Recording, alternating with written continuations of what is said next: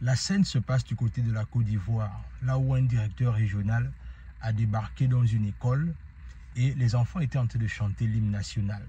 Ce qui est intéressant, c'est que le directeur régional va constater certains manquements et il va donner un message que je trouve qui est vraiment mémorial. Et c'est la raison pour laquelle je veux d'abord que vous écoutez ceci.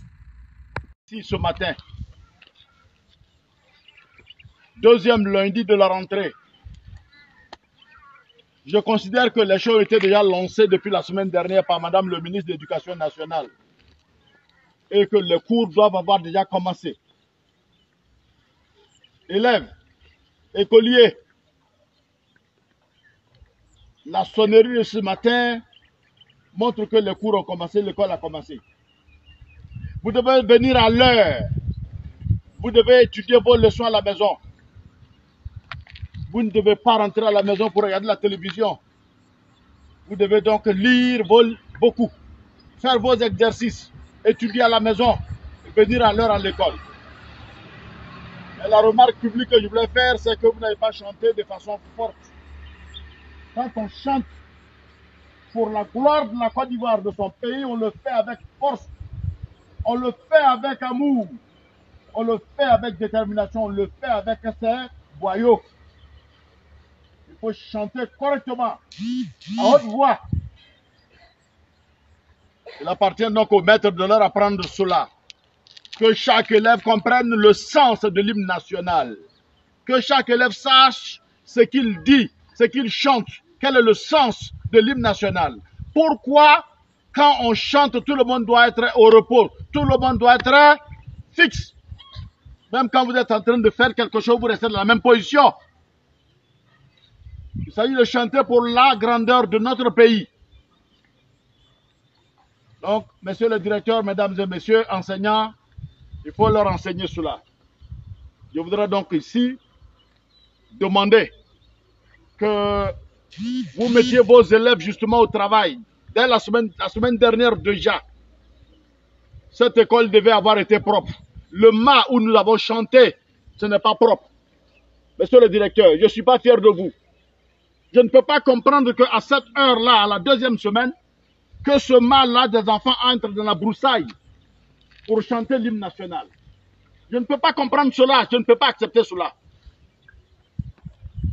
Que vous, le maître, vous ne soyez pas donc mettre vos enfants en classe pour que déjà ils se disposent au drapeau, au chant, à la gloire de la République ce matin. C'est ma présence qui les a mobilisés au mât. Je ne peux pas comprendre ça. Je ne peux pas accepter cela. Celui qui pense qu'il ne peut pas enseigner ici, en blanc-plat, qu'il me le dise pour qu'il le déplace dans les confins du département. Je peux le faire maintenant. Je peux sortir une décision tout de suite. Je ne suis pas content du tout. Je suis venu, il faut que vous le sachiez. Je ne peux pas qu'on joue avec le travail. Moi, je suis là pour travailler. Vous le comprenez bien. Celle ou celle qui pense que Blafla ne l'arrange pas, qu'il me le dise pour que je le balance à 15 rats. J'aurais pu me retrouver avec vous pour parler. Mais je vais le faire de façon publique pour montrer que je ne suis pas content. Il faut bien que cela change. La République doit marcher avec l'éducation nationale. Quand on a perdu une semaine, comment peut-on la rattraper? On peut la rattraper comment? Quand en fin d'année, on dit après entrer en sixième, tout le monde s'en va. Quand on n'a pas terminé le programme, c'est un enseignement au rabais. On ne nous a pas enseigné de cette façon. Moi, on m'a enseigné. Fils de paysan, c'est moi qui suis ici, directeur régional. Donnez la chance à tous ces enfants de réussir. Ici, au moins, vous êtes au goudron. Beaucoup ont des logements. C'est déjà un avantage. Beaucoup ont le réseau téléphonique. C'est un avantage. Parents d'élèves. Blanfla, ce n'est pas un petit village. Blanfla, c'est un gros village. Le problème des parents d'élèves est là, je crois. Je ne peux pas accepter qu'une école comme ça se détériore. Là, les mutuelles de développement peuvent faire ça. Les cadres peuvent s'organiser pour faire ça. On ne peut pas mettre en danger mes enfants. Les enfants de la République, ça, on peut le faire. Les cadres peuvent se faire ça. Ils sont là, c'est pour la rivalité entre eux. Qui est grand, qui est grand, qui est grand. On ne cherche pas à être grand. Moi, je suis en train de construire 3 classes et plus de bureaux dans mon village. Je viens de couvrir ça en août dernier. En tant que président de mutuelle de chez moi, ici, il y a assez de cadres. Est-ce qu'on a besoin d'attendre l'État pour rattraper ce qui est en train de se casser? Dites au chef de village, à l'ensemble des cadres, que je ne peux pas retrouver ça d'ici fin décembre. Si fin décembre, je retrouve ça, je sors me mettre. Je le dis ici devant ce drapeau. Si je retrouve ça d'ici fin décembre, si ce n'est pas rattrapé, pour la sécurité des enfants et la sécurité des maîtres, je prends mes enseignants. Et je le dis devant Dieu et devant les hommes. Aucun cadre ne peut donc me contraindre à changer de donne. J'ai trouvé un professeur d'université ici qui m'a reçu au collège de Blanc-Plat. J'ai trouvé assez de cadres dans ce village. Peut-être que dans mon village, moi, je suis seul. Les rivalités ici ne tiennent pas compte de l'intérêt général. On fait des rivalités pour montrer que moi, je suis grand. C'est moi qui suis grand. C'est moi qui suis grand. Est-ce que là, 2 tonnes de ciment, ou peut-être 1 tonne de ciment, ça peut faire ça? C'est là qu'un cadre doit montrer qu'il est cadre, ici, là. Dites-leur ça quand vous sortez d'ici. Que je ne suis pas fier d'eux, hein. Cette école, on peut rafraîchir les murs. Il suffit de 200 000, 300 000 francs, on peut rafraîchir les murs de ce bâtiment. L'UNICEF parle d'école, l'école. L'école doit être l'ami des enfants. L'enfant doit être content en venant souvent dans son cadre de travail d'apprentissage. Alors, on est utile à quelle communauté? Comment on peut être utile à cette communauté quand on est cadre, qu'on ne peut pas apporter un pot de peinture pour rafraîchir l'école et faire plaisir aux enseignants qui sont ici? Ce sont des enfants des autres. Je ne peux pas accepter ça. Quand il manque un enseignant, on court vers moi de Rennes, on court vers l'inspecteur, trouvez-moi des mêmes. Mais cette école, on peut la réhabiliter avec peu de moyens. C'est à cela que les cadres doivent être utiles, Dites-leur ça que je suis passé ici, je ne suis pas content. Prenez les images, vous leur amenez ça. Regarde ces murs. C'est un bâtiment vieux qui n'est pas dépassé, qu'on peut rattraper. On attend qui? L'État? Monsieur le directeur, prenez vos responsabilités dans le cadre professionnel. Organisez les enfants. Ce n'est pas le drain quand il doit venir ici que vous devez dire on est au bureau. Moi, je ne suis pas un homme de bureau. Nettoyez l'école. D'ici mercredi, je reviens ici. Je suis venu vous saluer. Donnez-moi le nom de ceux qui ne sont pas là.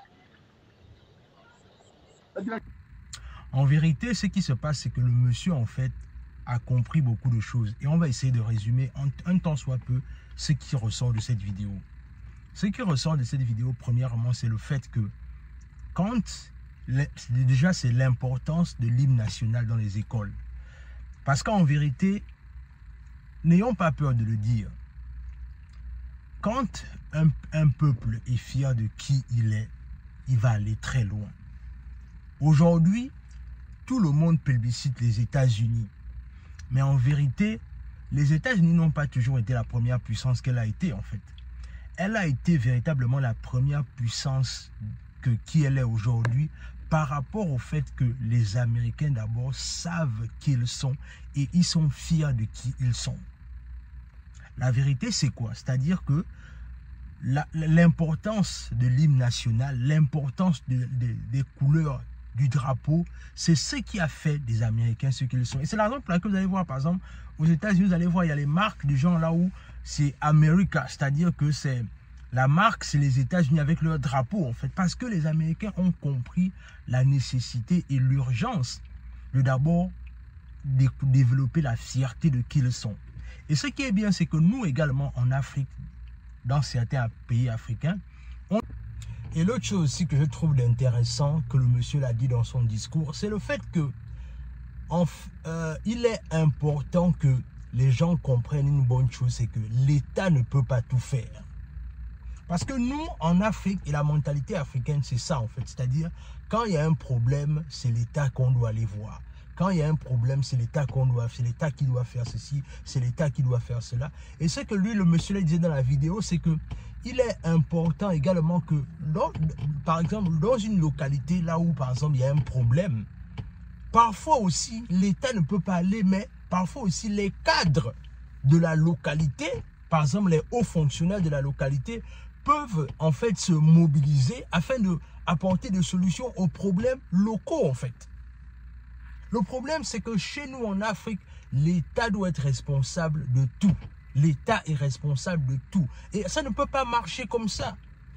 C'est-à-dire que il y a certains hauts cadres, comme il prenait par exemple dans la vidéo, là, il disait qu'il y a certains hauts cadres qui sont là, qui ont parfois des postes intéressants, mais ils peuvent se constituer en mutuelle et parfois aller arranger les problèmes qu'ils ont dans leur localité. Et je reviens toujours avec, par exemple, la situation des États-Unis, parce que c'est un pays dans lequel j'évolue. C'est que, regardez un peu, moi je constate ici, par exemple, c'est que, ici dans les États américains, par exemple, les entrepreneurs, ou encore les hauts cadres, et ils font ce qu'on appelle les donations, ils font des dons à l'État. Lorsque l'État, par exemple, ou bien a un besoin, c'est-à-dire, et qu'ils savent que bien évidemment l'État peut le faire, mais ce qu'ils font, c'est qu'ils font en fait ce qu'on appelle des dons parce qu'ils veulent donner ce qu'ils ont reçu de l'État en fait. Et nous aussi, nous les Africains, il faut qu'on développe cette mentalité-là en fait. La mentalité de se dire que ok, j'ai réussi, je suis avec une équipe de personnes qui ont également réussi, pourquoi on ne peut pas se mettre en mutuelle pour pouvoir parfois résoudre les problèmes imminents que parfois encore l'État va prendre du temps à résoudre, parce que la vérité c'est que si on attend tout de l'État, ça va prendre du temps parce que c'est l'administration et parfois l'administration est lente. Mais alors que s'il y a déjà une petite équipe qui est là de haut cadre, parfois les choses les plus élémentaires comme par exemple refaire un bâtiment ou par exemple peindre des murs, c'est pas quelque chose qu'on attend forcément de l'État en fait. Et ça, il faut que nous, les Africains, on comprenne ça dans notre mentalité. On est trop en train d'attendre que l'État, alors qu'en vérité, nous tous, on est responsables de l'avancée et du développement de nos pays. Donc, c'est ce que je voulais vraiment te partager dans cette vidéo-là, parce que j'ai trouvé le discours de ce monsieur-là vraiment extraordinaire, rempli de patriotisme, parce qu'en vérité, c'est de ça dont il s'agit. C'est-à-dire que le patriotisme, il faut que ça revienne dans nos mentalités. C'est-à-dire l'importance de se dire que je n'ai qu'un seul pays. Même si après, je peux me retrouver à gauche, à droite, mais je n'oublie pas d'où je reviens. Je vais vous prendre un exemple simple. Moi, j'aurais pu m'intéresser aux problèmes de la société américaine, mais je reste convaincu d'une chose, c'est que je n'ai qu'un seul pays et que je n'ai qu'une seule Afrique sur laquelle je dois veiller, peu importe là où je me trouve. À mon petit niveau, j'essaye de faire ce que je peux, déjà à travers la création de contenu, mais également à travers les entreprises qu'on est en train de lancer progressivement au pays. Donc, en vérité, c'est de ça dont il s'agit. Chacun est responsable du fait que l'Afrique se développe. Dis-moi ce que cette vidéo t'inspire en commentaire. Abonne-toi à la chaîne, partage la vidéo autour de toi, laisse un like, laisse un commentaire, et sur ce, on se dit à la prochaine. Je vais vous présenter la structure qu'on appelle Nexus. Nexus, c'est une très bonne structure qui va vous aider à aller faire les études aux États-Unis. À deux endroits. Il y a l'université du Nebraska et celle de Metro Community College. Nexus te donne la possibilité de faire le choix entre trois offres. Premièrement, l'offre premium qui est à 1000 $. Il est composé de la démarche et inscription, du CV, c'est-à-dire le papier qui va te permettre d'entrer en territoire américain, et les frais d'inscription. Ensuite, il y a l'offre Gold qui est à 1500 $, composée de la démarche et inscription, le logement plus la caution, le CV et les frais d'inscription. Et enfin, l'offre Platinum qui est à 2000 $, démarche et inscription, logement plus caution, orientation de débutant, CV et les frais d'inscription. Tu fais selon la poche de tes parents ou toi-même, pardon. Et oui, ils ont un site internet www.nexuscnow.com. Petite précision, c'est Nexus Consulting LLC. Mais pour ne pas faire long, je dis Nexus. En tout cas, tu pars là-bas, tu auras encore toutes les informations que tu veux sur la structure. Parce que peut-être je n'ai pas tout dit. Mais tu pars, tu auras toutes les informations. Et tu pourras même consulter Nexus depuis le site internet en question. Si pour toi c'est trop long, tu vas sur WhatsApp, tu contactes Nexus au numéro de téléphone qui s'affiche en haut. C'est tout.